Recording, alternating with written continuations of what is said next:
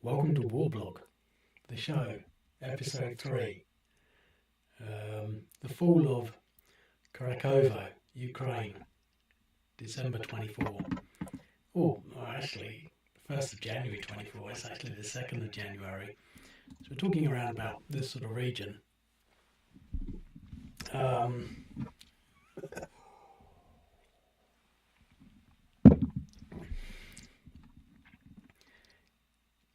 It's really just sort of a general overview of this situation. Kurakhovo. I've tried to do a little bit of research, but nothing much to say. Other than it's going very slowly. And talking about sort of breakthroughs, but it all seems to be very slow. So I sort of tried to model it and simulate it from a while back.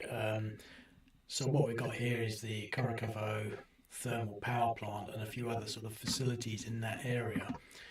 I think sort of beginning of December they were up to around about here.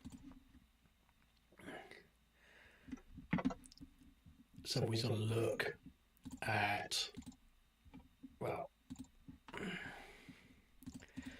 get the nice bits out there. Russia is sort of has got all this, and at the moment, they're sort of up to about, well, they're really up to about there. So we're sort of taking a step back to sort of simulate the whole of the fall of Kurakhovo. So we don't really know sort of exactly the exact pace of things. But what I'm trying to sort of replicate here, well, other than the fact that if we sort of try to add a bit more depth, just for the show. It's a show. I'm not just playing the game. I'm talking about things, but I'm a bit unprepared. I shouldn't say that. But I've got some links.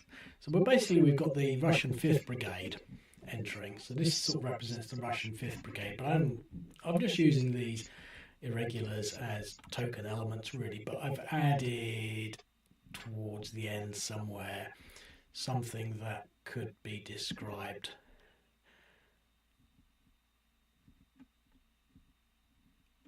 Of course, there it is, Russian Mechanized Company, 5th Brigade, to sort of demonstrate that they have some elements. But I think one of the things that's sort of getting me is that the way things work, it's quite difficult to really sort of represent the nature of the mechanized support that they get. And similarly with the Ukrainians, they get they're facing something's wrong here somewhere. They can't be both the 5th Brigade.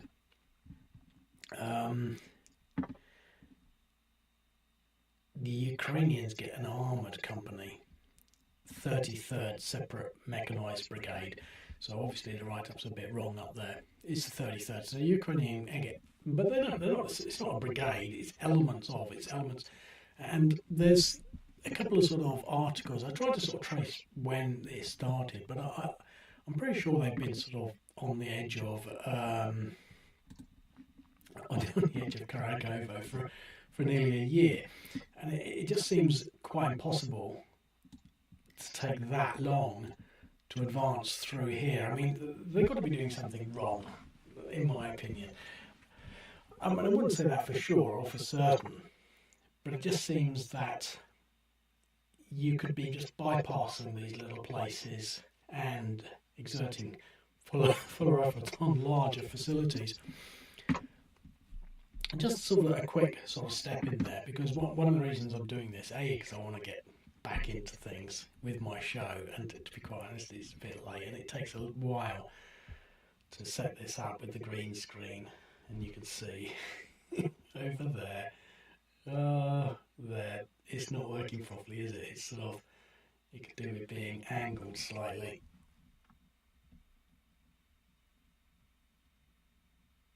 there you go. I got to sit over here now. This is not my normal position. It's centimetres out. I feel odd. But in particular, I've been reading about Field Marshal Sir Henry Wilson, who was essentially quite a major player in the First World War. He became Field Marshal after the First World War, but he got all these promotions, and they didn't bother with giving him a division. And he had sort of like I think he started with he rose up through the ranks, but in the war they started and they gave him a corps or something like that.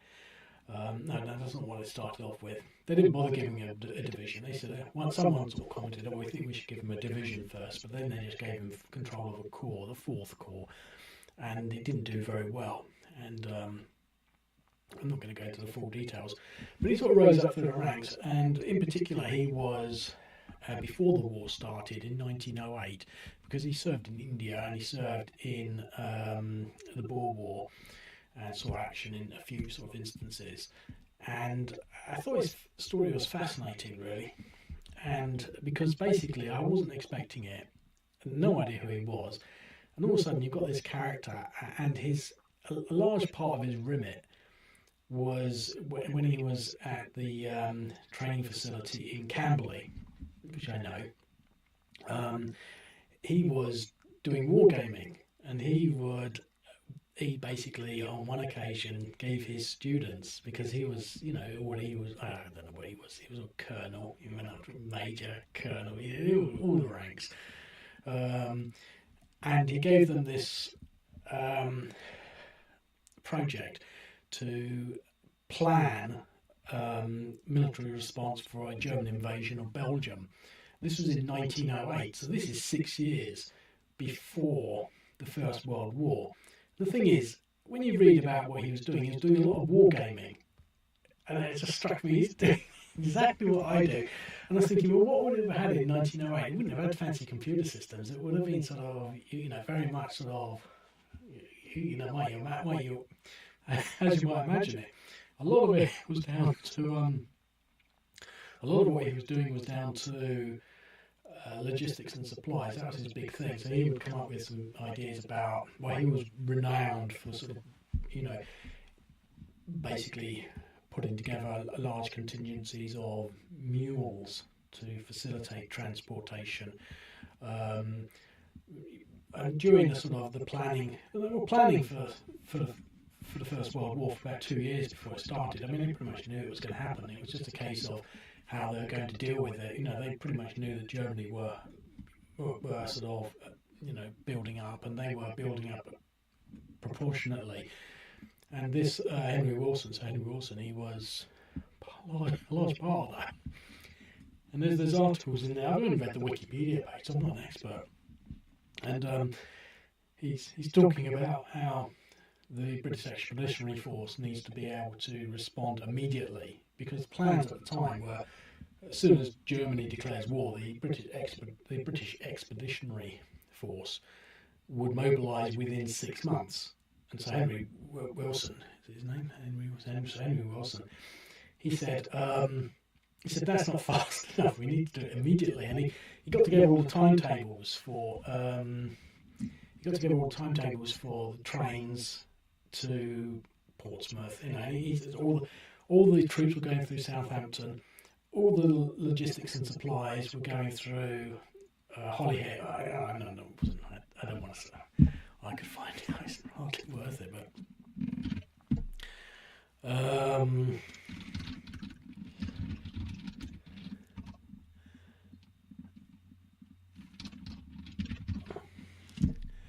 so Southampton for troops, Avonmouth for mechanical transport, and Newhaven for stores. So that was a large part of what his wargaming effort was about, and I accept all of that. But it's fascinating to sort of realise that they were wargaming these things basically throughout. And he wargamed the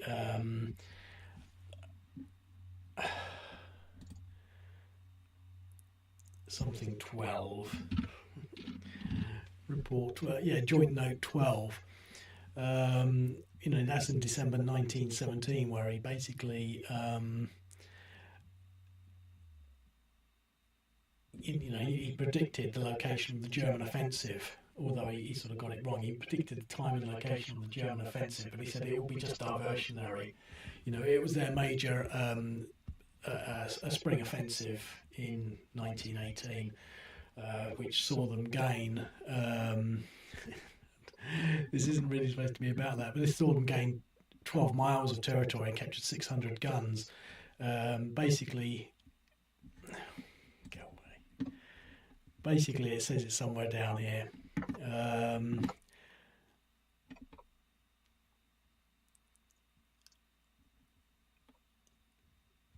I can't be bothered to find it too much because,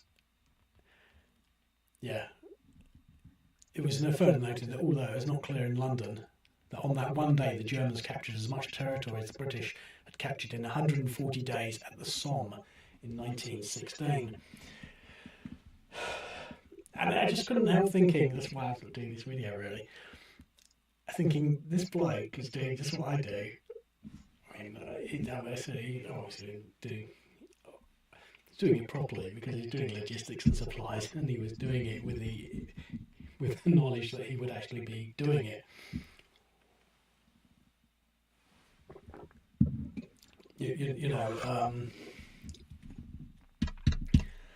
He would actually be sort of putting it into action. So he wouldn't be saying, "Can you move this counter from here to here?" I mean, he knew about supplies, he knew about logistics. He was, they were modelling the, if the Germans attacked again and then they were forced back, whether or not they should hold on to Calais or not, because these were supply zones. And I'm just looking at this, and I thought, okay, well, this is a major event. Oh, it's not a major event. It's a notable event. It's a notable event in the light of, it's the fall of another prominent place. And I've got these south front things open, but I don't like it because whenever they do, they use up so much bandwidth, and this videoing is sensitive to bandwidth. I've shut off a lot of applications so that I can maybe make sure I continue to stream. I wonder if I'm streaming. Let's refresh. And I think I've got my proper microphone working this time.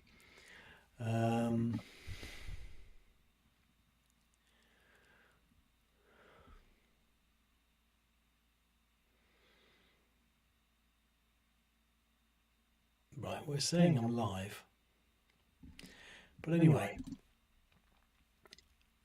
so the point I'm trying to maybe make is, obviously I'm trying to make more of a show out of this to discuss things, and to some extent discuss things in the light of maybe not so much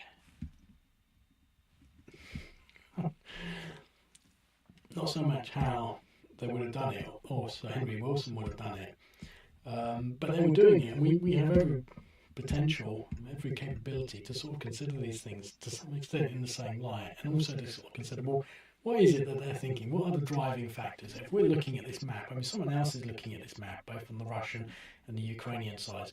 What are they actually thinking? I mean, what is the core thing? So, for example, with Sir Henry Wilson, it was to a large extent was the supply, obviously, and he was noted for, introducing the pack mules as a sort of a core element in being prepared in advance. They knew the Muds were coming, and so they would plan their offensive or their capabilities in time for the Mud. They'd be fighting up to them. They'll call it the Mud, when the Mud came around. And they're doing similar things in the Ukraine. It's my intention really to grab some of that and to sort of take some understanding of all of that. But so again, on the Somme, they had these heavy front lines and trenches. But the point I'm not really getting is why is that still the same? We don't have these massive trenches. Things have changed. So when you look at these videos of Kurakhovo, there's hardly anyone there. I saw a video of 3 people walking down a little track. the whole place is just level to the ground. It's just rubble. And so what is it doing there? Now all I've included here are drones and irregulars, just to make it simple. Presumably there's artillery in place. So one of the things that I was reading about Sir Henry Wilson, they were talking about supplies of ammunition for artillery and how they were dividing that between one place and another, in particular Turkey down there. I mean, Istanbul and Turkey and the Russian front, but they were to split the artillery, and so people were saying, well, there's an artillery shortage. But at one particular point, he was basically stating he was very happy with the artillery situation. The artillery supply. They had as much as they needed. It's intriguing how they come up to these sorts of decisions, and how you might sort of consider what are the limiting factors and requirements in this situation. Whereas, because the thing is, I think a lot of this artillery is being targeted with, the HIMARS missile systems and the targeted artillery systems, and all the sort of indirect fire or ranged fire that they've got. It's not the same as it was. There's no concentration of anything. You can't have a tank company. There's no tank companies fighting tank companies. So when they say there's armour present, it's really just a supporting armoured unit. But anyway, I just thought I'd talk about that. I'll actually, let's reload. We'll actually start off with a turn. modernwar.games. I wanted to get his book, and there's an old book written in 1927 about his life, but I don't think it had note 12. I want to see his war games. I want to see how he did it and how they reported it, and I'm not sure that's going to be in it. I'm not going to pay the amount of money they want on the gamble, because the whole book is really about the First World War. I'm on that 1908 war gaming that he did at Camberley. But anyway, so what I'm trying to sort of figure out, well, what are the key things? Well, obviously it's a lot of indirect area fire. So you can see we've got a lot of drones here. So we're just going to start off with taking out these. And you can see I've deliberately not put a lot of units in. So what did we get? 0.65, 0.7.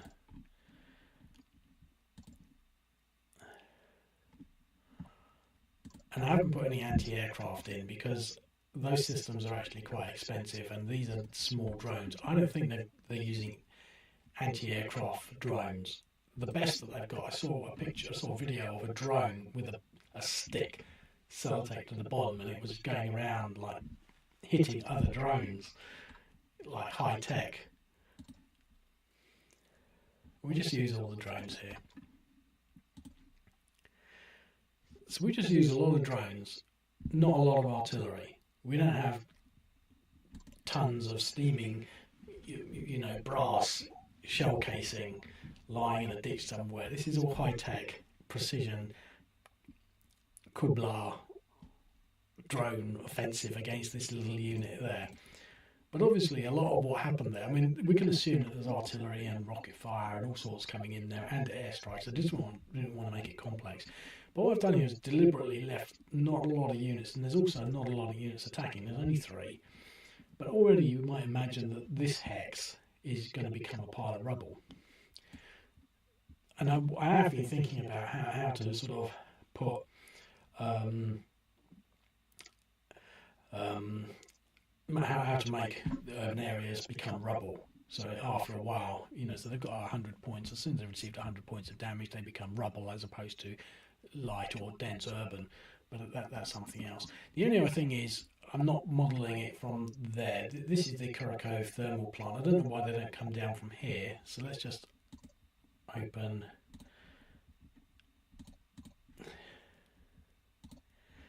this up again. I mean, I don't know why they don't come down from here. Presumably they were, or come down from this way. Now, what I'm sort of thinking is that if they come down from this way, they will be quite prone to being blown up by the drones in the open. They're probably getting a better defence there than they would in the open. So that's what I'm half imagining.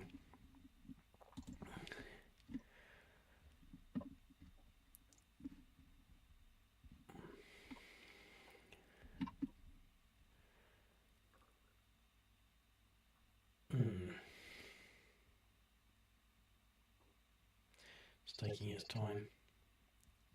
So what I will just mention, I've got a couple of little things down here. It says Kurakhovo is a city located 46 kilometers west of Donetsk and 30 kilometers south of Krasnoyarsk.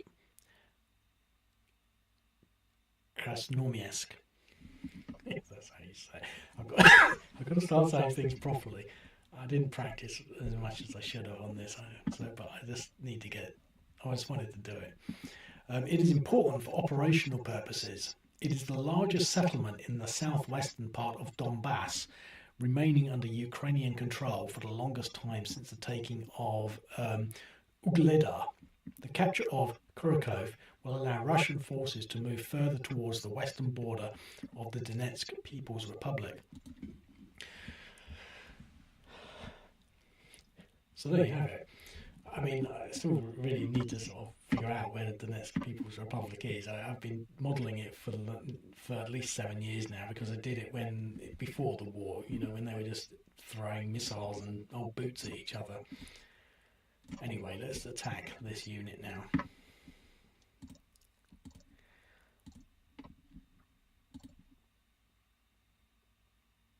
Oh.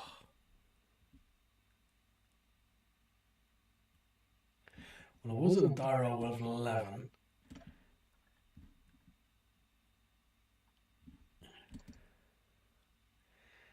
That's bad. My show's rubbish. I didn't think that they were going to be, because they're in urban, but they're depressed. I've no idea why that was so bad. Right, well, that's the end of their turn. But anyway, so this is basically, it's in the southwestern part of Donbass, and it's important for operational purposes. So what we've got there is the Kurakhovo thermo power plant, and what I was trying to sort of really get into my head was, why do they bother taking these places when they can just drive straight past them? You would have thought that in the modern world that they would have,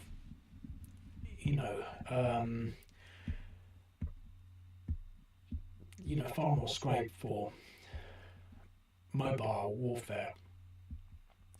In fact, I was reading about this Henry Wilson, and he commented on the strategy at the Somme and said it was the most unimaginative strategy that it could have possibly been dreamt up. He criticised it for being unimaginative, and when he was basically part and parcel, when he was basically made, well, he wasn't field commander, but he was pretty much the next place up. He was dealing directly with, I think, Neville Chamberlain.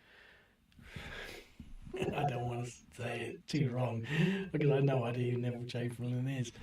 I mean, obviously, I'm pretty sure he's a prime minister, but for which war? But he was working basically in Whitehall, almost in direct liaison with him. And basically, he tripled the size of the armoured units, the armoured divisions, the armoured companies, the armoured brigades. He just tripled them, so they went up threefold. And I've been informed, and through just general conversation with people that I've met before and talked about, that the war could have ended a lot sooner if they'd actually picked up on the benefits of armoured units. They just kept using traditional infantry waves, and I'm not saying that it was all down to Henry Wilson's procurement of all these extra armoured units, but you combine those two comments, calling the Somme unimaginative and then investing heavily in this new technology called tanks, and then winning. It wasn't so much they won. The Germans started really advancing in the beginning of 18, and then there was another advance. And what's not clear in the Wikipedia thing I read was all of a sudden the British won. It was saying the Germans were winning, they're advancing, they're taking up more territory than they ever took in the Somme. And then they had their second offensive, and it's given it a name, and they were losing more ground, and they were considering, leaving Calais, because they spoke to the French, said, is it better for us to be united with the French army, the British and the French army, or should we hold on to Calais? And they're all talking about, basically the whole thing through Henry Wilson's discourse is that he lost. His corps didn't win. He had this battle plan that went wrong. He modelled the war and got everything wrong, saying we should give preference to the east. He identified where the German attack was going to come, but he just said it would just be a diversionary attack and not their full attack that took more than they took in the entire campaign of the Somme. And then they won the Second World War. It leaves out this sort of important bits as to why. Not that I'm trying to talk about the First World War in this discussion, but it seems to me that, because what I'm going to try and do here is really start to think about the Ukraine war. I mean, I started to follow it, and you look at all the tanks blowing up, and you look at all the people running around with guns. But it's quite a lot more complex, and I don't have as much time. But I got the feeling, it's got to be as slow as the First World War. There have got to be comparisons. There have got to be reasons why it's not advancing. There's got to be reasons why there aren't tanks majestically, sort of, driving across the Ukrainian plains, sweeping majestically.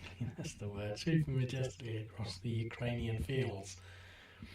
There's got to be a reason why they're not moving that quickly. It's not they have run out of petrol. I mean, and more importantly, there's no troops in these places. They're empty. But anyway, so whoever was commanding those Russian troops did a really bad job, because now we've got Russian drones that are the Ukrainian drones are going to hit the Russians in the open.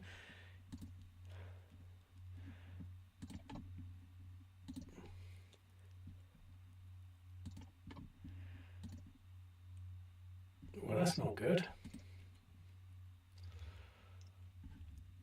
Do we want to move anything?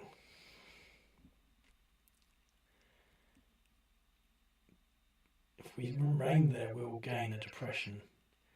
And just for expediency, I'll remain there. But obviously, a lot of what is reported is, because I'm looking at this South Front stuff, I'll have a look at one of these other things. Because obviously there's the, and I'm not sure whether I've got it open. There it is. The Institute for the Study of War. I have been reading this, but it's heavy reading. I prefer the colour pictures on South Front. But it says here, Russian forces. So this is really the sort of the end of year review. And obviously, bear in mind, I'm thinking it's First World War here. Russian forces gained 4,168 square kilometres in 2024, largely comprised of fields and small settlements in Ukraine and Kursk Oblast. Remembering that Kursk Oblast is part of Russia, so they're regaining that. At a reported cost of over 420,000 casualties. Remember, casualties is anyone that gets a scratch, not dead. But, that's what they're saying. Ukrainian Commander-in-Chief, Colonel General Oleksandr Syrskyi. See, this is where my War Blog the show needs to start stepping up, so I can actually know who this guy is. Maybe I should print a picture of him out. Because Commander-in-Chief, he's going to be the equivalent of the Henry Wilson. He's, because I've been watching this other show and it's nothing to do with war, but they have a fluent understanding of all the main characters, and they would know, Commander-in-Chief, Colonel General Oleksandr Syrskyi. He wouldn't just know that. You'd know what school he went to. You'd know his background. You'd know possibly, he's a very reserved leader, or he's very sort of like impetuous, or he's just a total idiot or whatever. But anyway, so the General Oleksandr Syrskyi stated on December the 30th, because you've got to remember, when I was reading through this stuff, obviously on Wikipedia, it's not rocket science. It's amazing how many people disagree, in the general staff, and how many people sort of stop speaking to each other and ignore each other and are quite rude to each other at the highest level. You're talking about people that are responsible for committing, for running the First World War, and they're sort of like doing the strangest of things, So anyway, so this General Oleksandr Syrskyi stated on December 30th that Russian forces suffered 427,000 casualties in 2024. Institute of Study of War has observed geolocated evidence to assess that Russian forces advanced 4,168 square kilometers in 2024, indicating that Russian forces have suffered approximately 102 casualties per square kilometer of Ukrainian territory seized. I got as far as that, and to be quite honest, I'm always a bit cautious about these Western things. I mean, it is sort of, why do they have to divide casualties by area to come up with sort of a number like 102 casualties per square kilometre? I mean, what does that mean? I mean, can we apply that in the First World War? I actually thought, all right, I really want to get to grips. I'm like this. I really want to get to grips with the First World War, and I'm not going to find it now. But there's a set of books actually, and there are 24 volumes in them. And to buy the whole lot, it cost me £100, which I can't afford. And I knew I wouldn't read them. To read all that, I can't even read this article here. It'd be just like eyes bigger than my stomach. But it's fascinating stuff to start to actually know that, and the way to learn it is to keep reading until something sort of, if you were to ask me, I'm looking at the camera, if you asked me who that general was, I would not be able to remember. Isko, Oleksandr Syrskyi. I didn't know. I forget. I can't remember anything. But I'm going to try. But anyway, so they're talking about how many casualties they lose per square kilometres, and I don't think that's of any use to anyone. ISW previously observed that Russian forces gained 2,356 square kilometres in exchange for an estimated 125,800 casualties during the period of intensified Russian offensive operations in September, October and November 2024. So they're talking basically, I'm not going to go through all these sort of numbers of how many casualties they've sort of made and lost. But I'm looking at the assessed control of terrain in Ukraine and main Russian manoeuvre axis as of July, August, September, October, November. And basically it's a map, just like this map we're looking at here. And in there, because it's the whole map of the Ukraine, it's quite large scale, and basically there's no movement. The front lines have not moved. They might have. I see a subtle bit of movement. Oh yeah. When it resets, you can see it's quite big. I mean, you can see it when it resets because it's gradual. I'm not going to show it, or should I?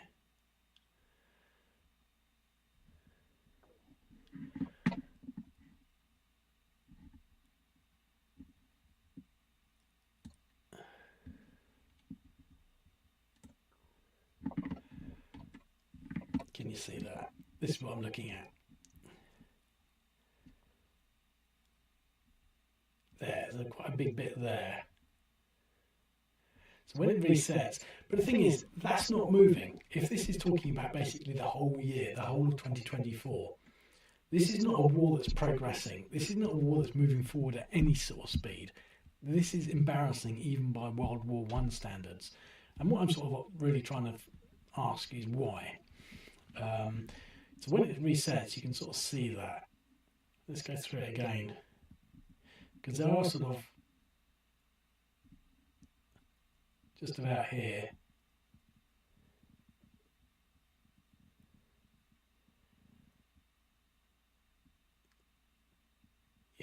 I mean, it's just a slither of terrain.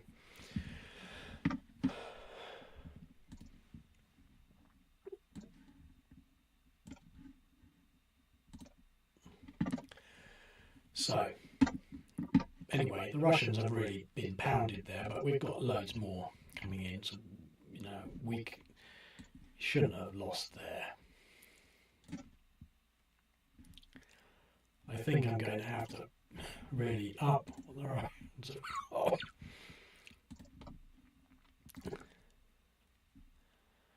Because essentially what I was trying to model there, and I'm sort of trying to sort of do it more in a modelling sort of way, is to sort of try and really figure out what is happening and why things are so slow, and, you know, ask the questions. Oh God, routed someone. 7.0, we must be able to take them now. Right, he's fresh. But what I want to do is sort of say, well, what is actually happening here? And I've always said this in my previous games. You know, it's just one movement that gives you the models it. You don't need, you could have a map just this big, and this is a reasonable form of modelling. We can put him in there, he's fresh. And he's fresh, that'll give us a surround. We must be able to take them now.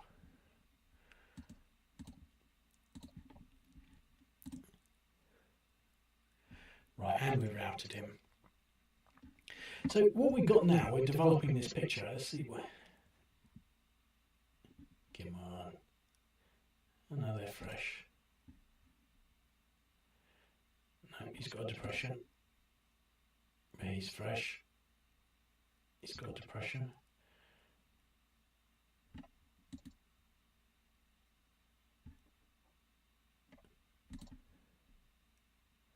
Oh, we used that one with the depression. Okay, oh well. No biggie. So what we should have now is these two areas are now rubble because they're fighting amongst them. And what we're going to assume is we can't really just sweep across this way because we would then tentatively be cut off out of supply, but we would also be quite open for the Ukrainian drones. But we've got two more movement in here, so all of a sudden we can start moving forward. And I think what I was trying to sort of get to is that, so what is actually going on? That's the sort of thing. I mean, we've now got to face this, so we've got a sort of a front line there.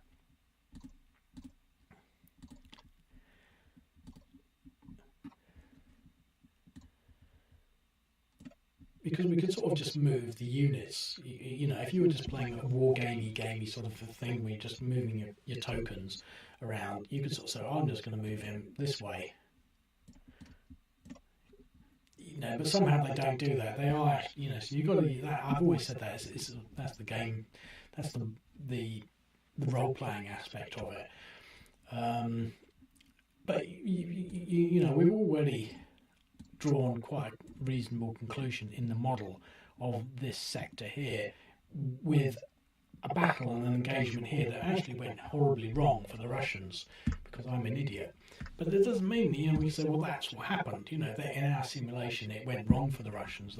They did all the things that you should have done, but they maybe underestimated their strength and they rolled badly. But really, we should have been a bit more on the ball with that. But once we actually, but with our continued drone attrition and drone attacks, it was that basically pulverised them and allowed us to move quite quickly up to here. But we can't attack the units. We now have to wait for more air power to come in and start taking that out. So let's see. Let's just reload now. Let's just see if there's any other headlines. There's another. I mean, this is sort of. I did sort of do a little bit of a check. Defence. This is from the 3rd of December. Defence forces repelled more than 60 attacks in the Kurakhovo direction. General staff on the situation at the front. This is actually a load of old nonsense here. I couldn't make out anything that they were talking about really. During the day, the Ukrainian armed forces destroyed 1,580 terrorists. I mean, this is the one I was looking for. Is this one? I think it's the new voice of Ukraine, and so obviously I think they're going to be slightly biased. NV journalist Sergei Okhanev recently visited the positions of the Ukraine's 33rd Separate Mechanized Brigade, holding off Russian advances in one of the most intense areas near Kurakhovo, Donetsk Oblast. He spoke with the crew of a Leopard 2 tank and found out why these Western tanks are now being used more frequently and effectively. I mean, you've got to sort of really, I don't know, you've got to sort of look at that. I'm going to have to do something about that. I'm going to leave it because it doesn't work, and I've got to sort of somehow figure out a way how I can get my mail from that account, which I never use, and it keeps popping up. I'll just have to delete it, I think. But back in 2022 and 2023, one of the primary objectives of Ukraine's arms diplomacy was to secure deliveries of modern Western armour, particularly the Leopard 2 tanks. Many saw the German tank as a potential game changer for Ukraine's armed forces, expected to make a significant impact during the summer 2023 counter-offensive. I mean, that summer counter-offensive, I mean, if Henry Wilson had all that kit, what would he have done? He wouldn't have pissed it up against a sort of an impenetrable wall. He would have used his imagination.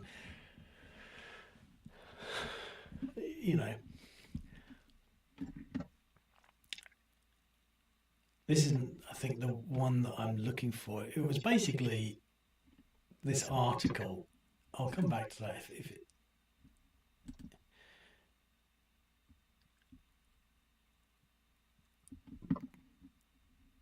it must be that one.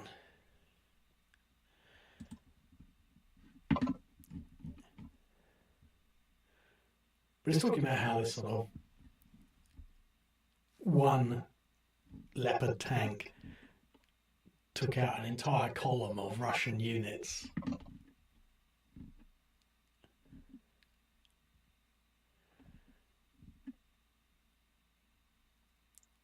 I mean, I feel a bit sorry for them really, because they've got a picture of a Leopard tank in action. That's a picture. It's not moving. I'll move it over. Okay, I'm moving it over. So we've got a picture. It's a Leopard tank. The destruction of enemy equipment. There you go. There's the enemy equipment being blown up. I mean, it's not like, like a proper video, but when you look at it, it's just a wasteland. But there's not hordes of, it's not like the Somme. There's not trenches full of people. There's no one there,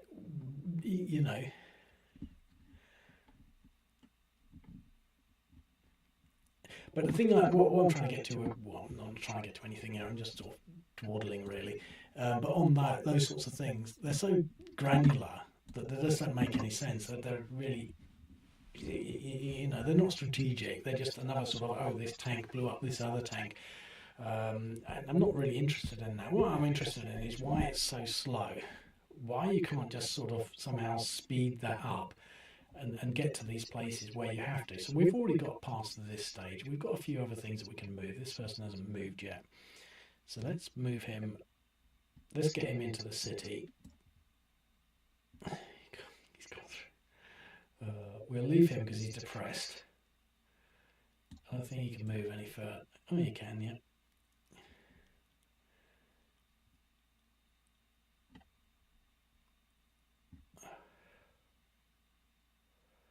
He's got depressions 3.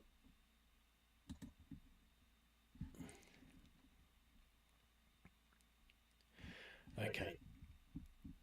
End the turn. So the Ukrainians have got some reinforcements coming in.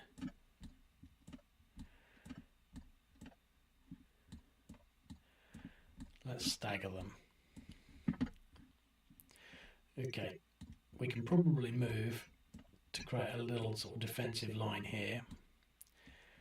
Let's put him into the objective. Where is the objective? That's got to be the objective there. We've got 3 drones. We could fire at that, but we could fire. This is where it gets sort of. We had a bit of luck at the beginning, but I think the Ukrainian luck. I think I balanced it out properly. The Ukrainian luck isn't going to last that much longer, but we could either attack that unit, or we could try and destroy one of these units, or we could go for these units out in the open. And I'm pretty sure that it's better to go for these ones in the open.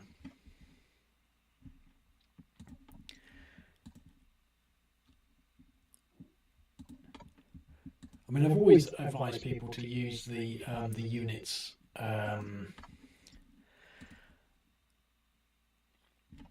imaginatively. You know, it doesn't have to be a company. I mean, I've never envisaged, especially the irregulars, being companies. How much have I got? 0.25. At least that's going to slow them down. Otherwise, they're not going to recover. I mean, he's at 5.5. He's at 4.7. He's at 2.45. He's at 4. You know, these are all pretty much almost 50% down. So it's heavy losses already. But the thing is, you know, you don't have to sort of consider them to be units and bodies of 200 men. You could consider them almost to be small teams of 3 men. The reason I'm saying that is because I think as you start looking more and more at the at all the videos, let's see if we can get a South Front video out, because I did get them out. The reason I sort of don't want to use them so much.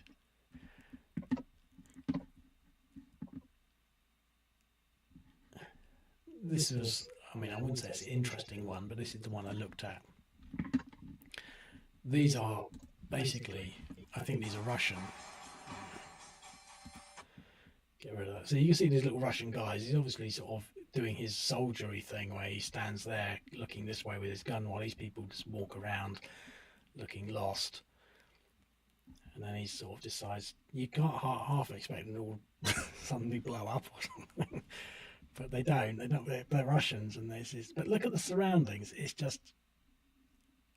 I think this is probably just open terrain, but this is what they're looking at, this field. But every time you look at these, there's just no one there. So you sort of think, well, why don't the Russians just sort of zoom ahead? Why don't they just? He's now doing his thing where he's looking this way. But then they all get together. You think, well, that's when they're going to get blown up.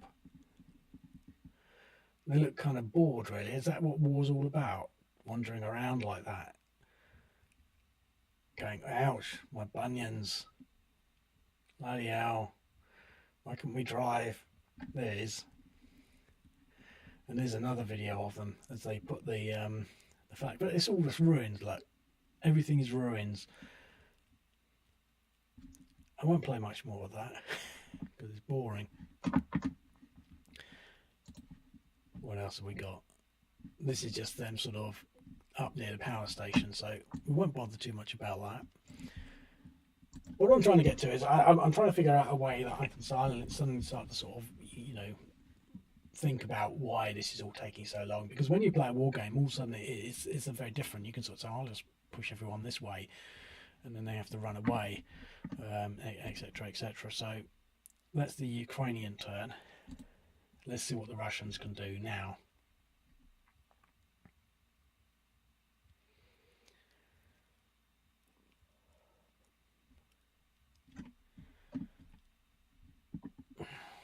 We've got a lot more drones, and there's the Ukrainian armoured support. So again, this is not really a company. This isn't 20 tanks. This is just really one tank supporting these small bodies of men, because you know, it's a matter of scale. 0, 0. So these are pretty fresh units. 1, 2, 3, 1, 2, 3, 4, 5, 6, 7, 8. So again, what we're demonstrating here is that you can't really go up and fight against these people in this terrain because they're irregulars, so they get incredible defensive factors. But you can blow them up, and then you can go in and take them out. Hence, all these places looking like rubble. And so I was starting to think, well, how would you supply these people? you know, because supply is obviously a big part of it. And I'm pretty sure we're not really being told how they're doing it. But I was thinking, well, I would supply them with drones that carried in supplies, you know, just drones. You wouldn't drive in, you just, you know, you could supply them across this lake. You just have a drone ferry system. I mean, obviously the Russians could try knocking them out, but they would be such cheap drones that they'd be replaceable and they'd just be carrying food and ammunition and things like that. And you could even use the bigger drones. I think I've seen images of them. Certainly little sort of, you know, tractor drones, tractor, you know, robots, dragging bodies out.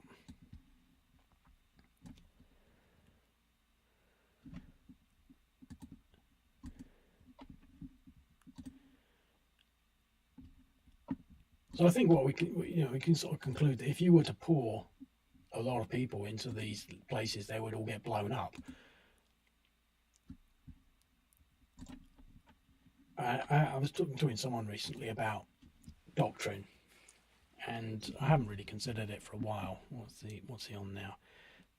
He didn't get hit at all.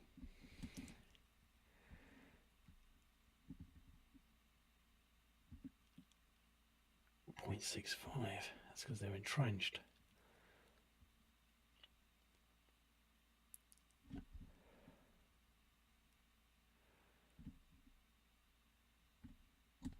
But the doctrine's got to change. But what is the doctrine? And how do you figure it out? These are things that I'm going to start asking myself as I do my show. Start trying to be a little more sort of on the ball.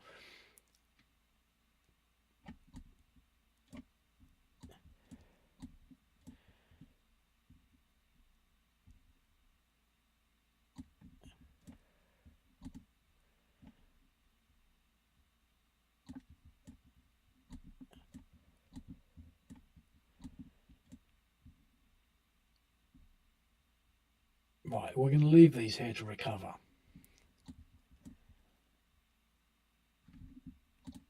Hopefully we should be able to take one of this guy out.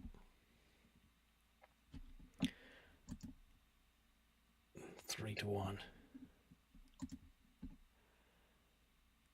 One movement.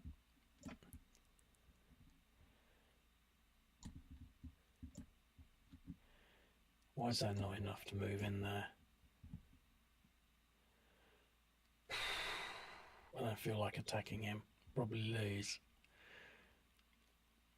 Because I'm on my own. But they won't be able to attack back, I don't think.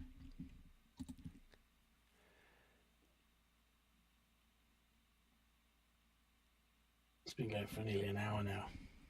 I'm going to have to wind up, I think. Go to sleep.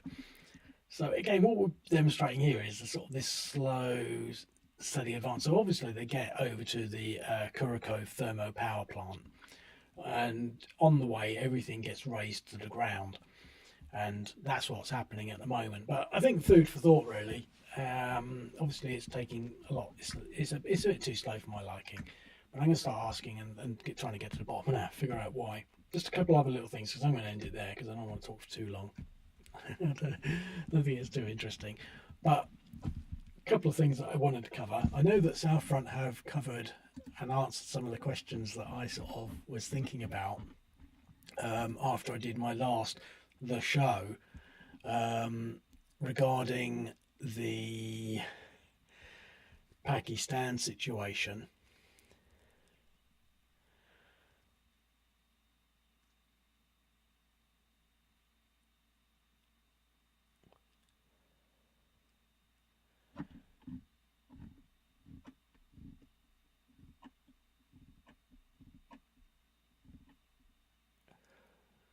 Trump now threatening Panama.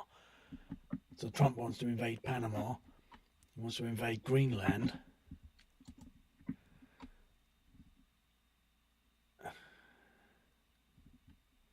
Well, I had it there a while back and now it's gone. There it is.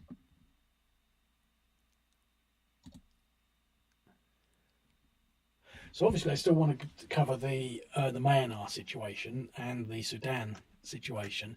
I've yet to get there. Also, the Israeli situation, and the Gaza situation, the Lebanon situation, and the Syria situation. So I'm way behind on everything, but I'm trying to sort of pick up the speed. I thought I'd just talk about this, create this map, and I think it sort of gives a good indication of, what's happening. It's a nice sort of long thing with a big lot of blue thing here, and but why didn't they just come down from here? I don't know. But we talked about the Afghanistan-Pakistan situation, and I didn't really know where it was. Well, here it gives some key pointers. On 25th of December, Pakistan warplanes attacked Barmal border area of Patika province and reportedly killed 46 people and wounded 6 others. On the 28th, Taliban attacked Tokam, Dandwapatan and Tree Mangal border area. According to the Taliban, 19 Pakistani servicemen were reported killed. However, Pakistani media cited officials stating that 1 serviceman was killed and 7 others were wounded. So who knows? But they've got a map. So if you recall from my last show, my fantastic show, that we sort of correctly identified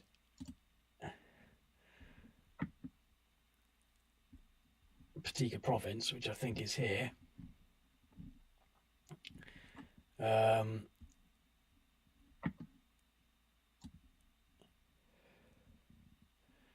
Well, they've identified Barmal as being there, which is not where I thought it was.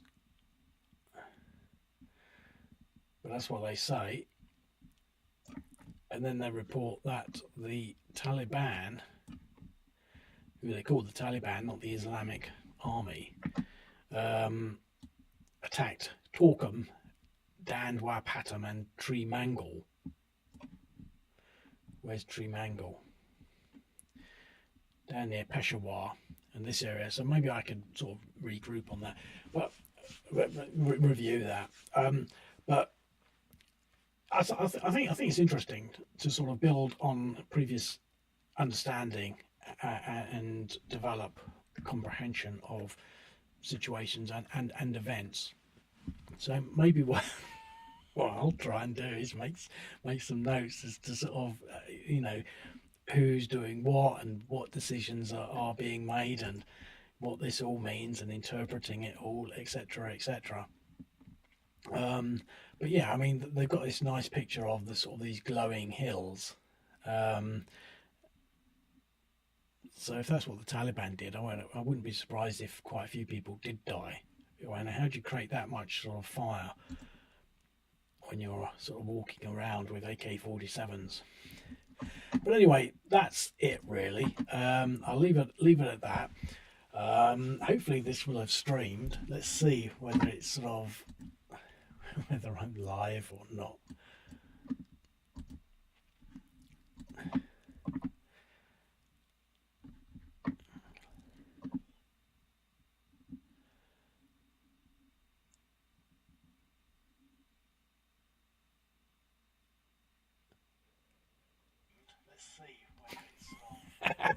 Yep. I seem to be moving around. I've got light, and I think the audio should be better this time because I've managed to figure out how to plug this. It's not that it wasn't plugged in, because I use this in earnest on something else, but I don't live stream with that something else. I make videos, but you can't just plug it in. You've got to plug it in, and then you've got to go and you create a sound source. I was just looking for the sound source, it didn't exist. You've got to create the sound source and then apply the microphone to the sound source. So I think things should be getting better. Hopefully that's sort of an interesting situation. You've learned something about the Kurakhovo situation, which I think is just another sort of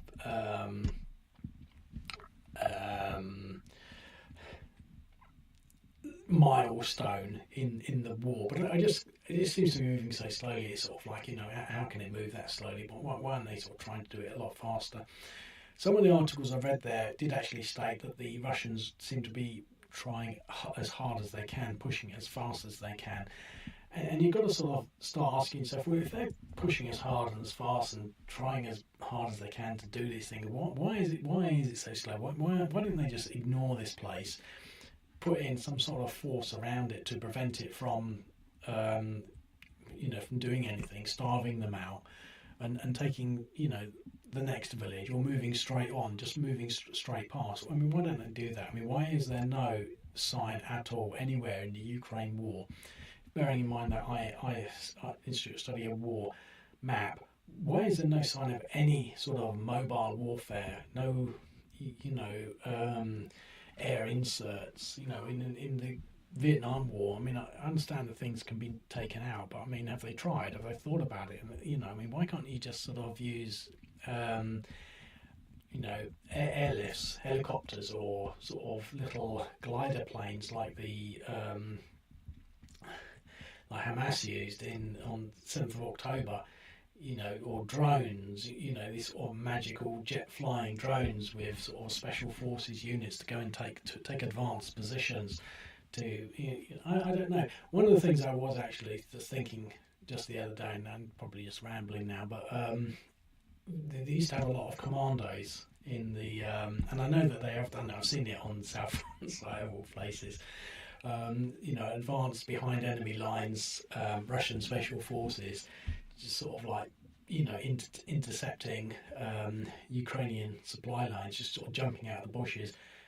And it's quite savage, really, just firing absolutely hundreds of shots. They don't just fire 2 or 3, they just sit there and unload the magazines, and then load and unload more magazines into these cars, and you sort of think, oh, they're dead, they can't possibly be alive. I don't know why they do that. But they really do make sure that every person is dead instantly. Maybe it's because they don't want anyone sort of, getting messages off, or somehow, responding in any way and blowing their cover or anything like that. So I don't know. We've got to make sure it's done quickly. But I'm just wondering, what other sorts of interdictive operations the Ukrainians could be doing. I'm pretty sure they're sneaky like that. Sneakiness is something else that I don't want to get into, really, because that is what I figured out from the Israeli situation. I mean, they are just really sneaky. Those walkie-talkie bombs, they blew up everyone. I mean, that had to have been a major sort of, event or thing, whatever. I mean, it must have really seriously damaged their command. I mean, if you cut the head off, everything else dies, sort of thing. There must be some sort of quantification for sort of, trying to sort of consider how much damage that did to the bad guys in Lebanon. Well, they're not in Lebanon. It's not Hamas, is it? It's someone else. But I can't remember. But they're really sneaky, and I would have thought that the Ukrainians would be doing these operations. And they spent a lot of time trying to take us sort of like a peninsula down near, the south part, where down near Odessa, but not near Odessa, the other part. And so I would have thought that there would be some sort of, stuff like that going on. I mean, everything just seems to be so sort of like static that there's got to be some reason for it. And, I imagine that when Trump gets in, it could be that they're building up to the end of it all. But anyway, I'll leave it at that, because now I'm live, and I'll look forward to speaking to you some other time. I press the stop streaming button now.